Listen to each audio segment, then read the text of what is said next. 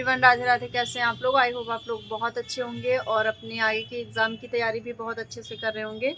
और बहुत सारे लोग होंगे जिनका यूपीपी का फ़िज़िकल होगा, तो वो लोग अपने फ़िज़िकल पे फ़ोकस करें, क्योंकि ठंड के मौसम में बहुत ज़्यादा दिक्कत होती है फ़िज़िकल में, बहुत रनिंग में बहुत ज़्यादा प्रॉब्लम होती है।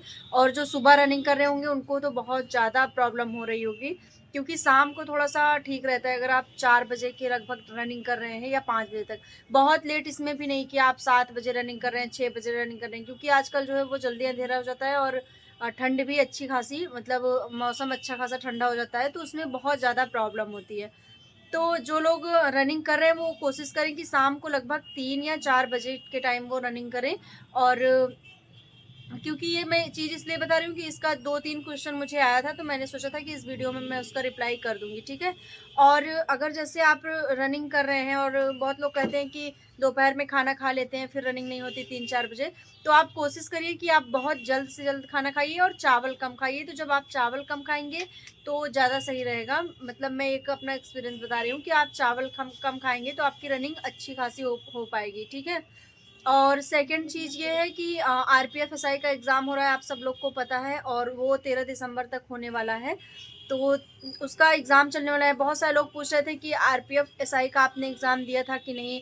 आप उसका रिव्यू दे रही हैं, तो आपने एग्ज़ाम दिया था कि नहीं? तो देखिए, रिव्यू मैंने लिया था, जैसे मेरे ही जान-पहचान के लोगों ने एग्ज़ाम दिया, मैंने देखा उनसे, वो जब मुझसे मिले तो मैंने उनसे पूछा ये सारी चीज़ें कि आपका कैसे एग्ज़ाम हुआ या किस तरह से पैटर्न आ रहा है। और फिर मैं यूट्यूब पे भी देख रही थी कि बहुत सारे लोग जो एग्ज़ाम दे के निकल रहे थे, तो उनसे बहुत सारे न्यूज़ चैनल वाले मतलब पूछ रहे थे, बहुत सारे यूट्यूब के लोग, कि आपका कैसा एग्ज़ाम हुआ, आपने कैसा अटेम्प्ट किया और किस तरह से क्वेश्चन पेपर बन रहा है, ठीक है?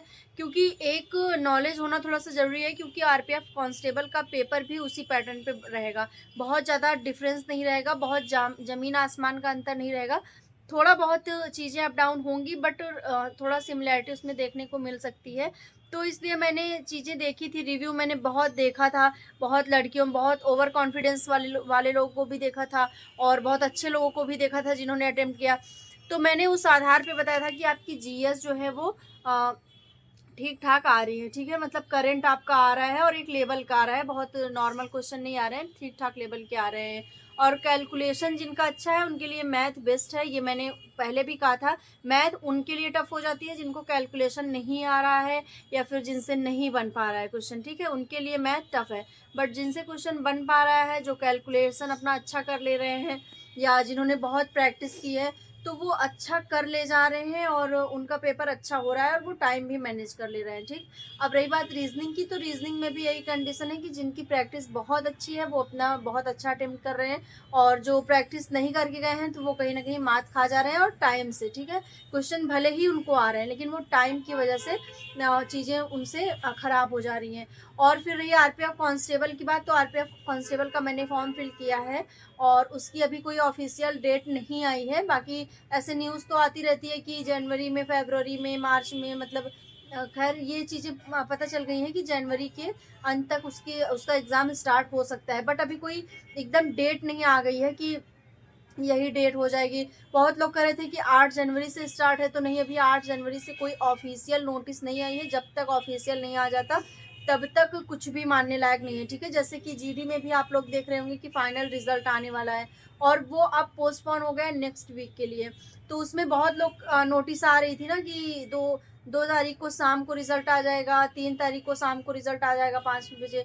तो इस तरह की नोटिस जो है, वो जब कोई चीज़ ट्रेंड में रहती है तो वो नोटिस आने लगती है, लोग उसको बना के वायरल करने लगते हैं। और ये बनाना आसान भी होता है, कोई भी नोटिस बना के कोई भी वायरल कर सकता है, कोई इसमें कठिन काम नहीं है, क्योंकि आजकल सबको एडिटिंग आती है, सबको बढ़िया फ़ोन चलाना आता है और मतलब हर तरह की चीज़ें सबको आती है। तो ये कोई बहुत बड़ी बात नहीं है कि कोई नोटिस आप बना के उसको वायरल कर दे रहे हैं। तो ये सारी चीज़ें हैं। और रही बात, जैसे आप लोग का क्वेश्चन रहता है आरपीएफ कांस्टेबल को लेके कि आपने आरपीएफ कांस्टेबल का एग्ज़ाम दिया है या नहीं दिया है, तो मैं बता दूं कि मैंने आरपीएफ कांस्टेबल का एक बार मैंने एग्ज़ाम दिया है और मेरा उसमें 0.6 मार्क्स मेरे कम थे, ठीक है। जनरल की कट ऑफ लगभग उसमें 70 के आसपास ही गई थी गर्ल्स में। तो उसमें मेरे 0.6 कम थे मार्क्स, और रीज़न ये था कि मैथ मेरी नहीं अच्छी थी। तो उसमें मैथ की वज़ह से मैं डाउन हो गई, और मैथ में मुझे लग रहा था कि अगर मैं 2-4 क्वेश्चन मेरे मैथ में उठ जाते ना, तो मेरी मतलब चीज़ें सही हो जाती, उसमें हो जाती। ख़ैर अभी जो मैंने एग्ज़ाम मतलब फ़ॉर्म फिल किया है, इसमें मैं बहुत ज़्यादा फ़ोकस नहीं कर रही हूँ। रीज़न ये है कि मेरा टीजीटी का एग्ज़ाम भी लगा हुआ है, तो मैं उस पे ज़्यादा फ़ोकस कर रही हूँ, क्योंकि मुझे पता है कि जैसे हमको अपना आकलन होता है ना कि हम किस चीज़ में ज़्यादा बेस्ट कर सकते हैं, तो उस पे मेरा फ़ोकस है। उस पे मेरा फ़ोकस पहले भी था, बट बीच में जब यूपी कांस्टेबल का आ गया और मेरी एज थी, तो मैंने सोचा कि मैं ये फॉर्म फिल कर देती हूँ और मैं इसका एग्ज़ाम दे दूँगी। शायद लक अच्छा हो और मेहनत भी अच्छी हो, तो हो सकता है कि हो जाए। बट इसमें चीज़ें थोड़ा-सा रह गई, जीएस का पोर्शन थोड़ा-सा, तो कहीं न कहीं मतलब क्वेश्चन जो है वो थोड़ा-सा आउट हो गए, तो इस वजह से दिक्कत हुई। बाकी मैथ पोर्शन बहुत अच्छा हुआ था, हिंदी भी बहुत अच्छी हुई थी, रीज़निंग भी बहुत अच्छी हुई थी। जितना मैंने एक्सपेक्ट किया था उतना, जीएस मैंने जितना एक्सपेक्ट किया था वो चीज़ नहीं हो पाई, उसमें थोड़ा-सा गड़बड़ी हो गई, ठीक है?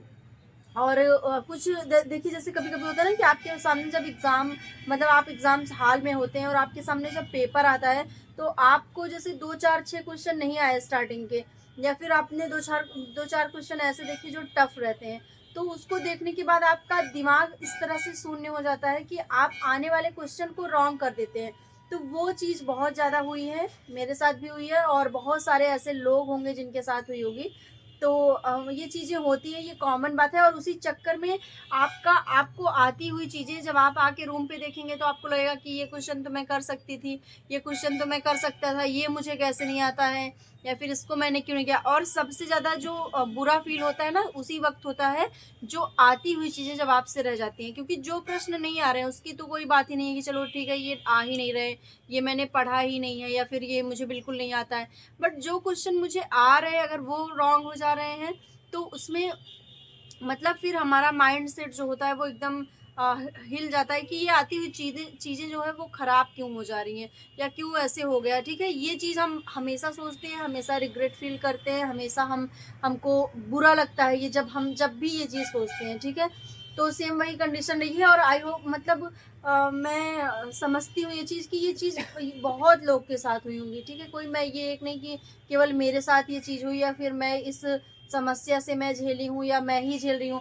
बहुत सारे ऐसे लोग होंगे, आप लोग खुद होंगे कि आप लोग के साथ ऐसा हुआ होगा कि आपको आती हुई चीज़ें नहीं आप कर पाते हैं उस वक़्त।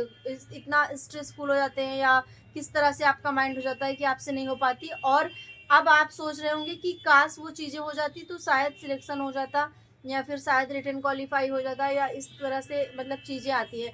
खैर ये सब होता है, लक भी होता है, थोड़ा मेहनत बहुत होती है, 99% 1% लक को भी मान के चलते हैं।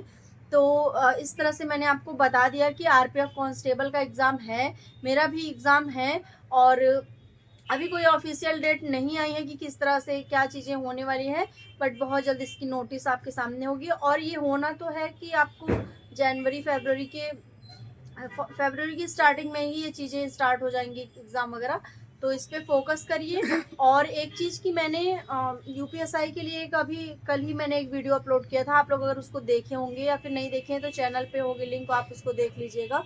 चैनल पे मेरी वीडियो होगी, उसमें मैंने आईपीसी पढ़ने के लिए बताया था, उसमें मुझे थोड़ी-सी मिस्टेक हो गई थी कि मैं अपडेट नहीं थी। अब आईपीसी की जगह बीएनएस आ गया है, तो जैसे पहले भारतीय दंड संहिता मतलब जो होती है, उसमें जितनी भी धाराएँ थी वो आईपीसी मतलब वो इंडियन समझ सकते हैं कि इंडियन पनिशमेंट से रिलेटेड थी। बट अब उसका नाम चेंज कर दिया गया है 1 जुलाई 2024 से। ये क्वेश्चन भी आपका एक बन चुका है, मतलब आप ये सोचिए कि ये करंट बन चुका है कि 1 जुलाई 2024 से आईपीसी का नाम चेंज करके बीएनएस कर दिया गया है। तो ये चीज़ अपडेट हो गई है, आप लोग इसको नोट डाउन कर लीजिएगा, और इससे रिलेटेड जितनी भी जुलाई में जो भी क्रम हुआ है इसमें, इसको चेंज करने में जो भी जितनी भी चीज़ें हुई हैं उसको भी आप लोग नोटिस कर लीजिएगा, ठीक है? उसको भी आप लोग एक बार ध्यान दीजिएगा। तो मिलते हैं नेक्स्ट वीडियो में, तब तक के लिए बाय, टेक केयर।